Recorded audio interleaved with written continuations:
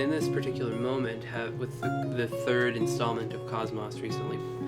published with Neil deGrasse Tyson, it's a good time to talk about that. And I say the third installment because the second installment was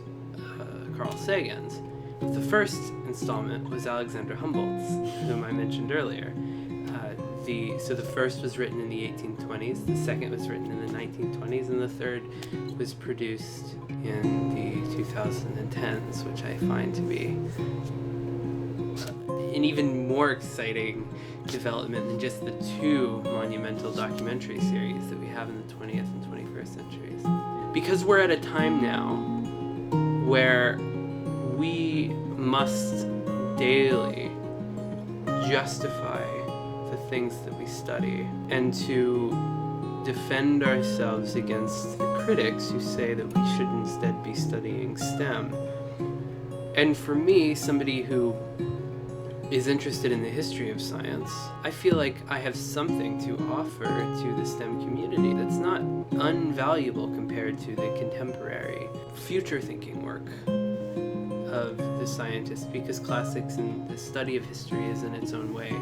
forward-thinking, future-directed, because it helps you understand the shape and the tendencies and the patterns of scientific thinking, perhaps. And so I think the history of science, particularly history of cosmology, because it simply captivates people's imaginations,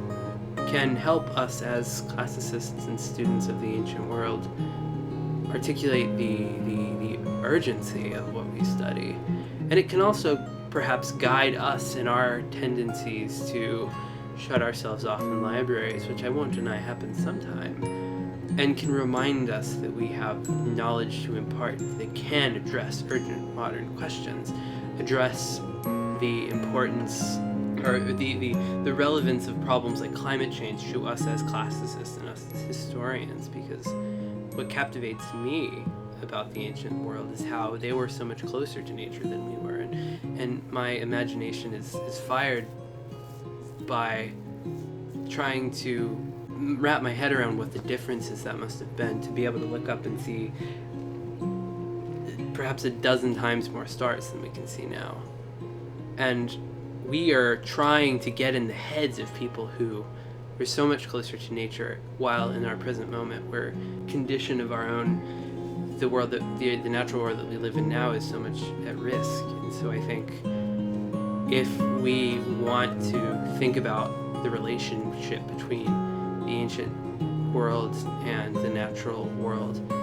we also have a motivation, and we derive plenty of benefits from trying to fight for the world as we have it now, so as not to make it go further and further away from the way it used to be.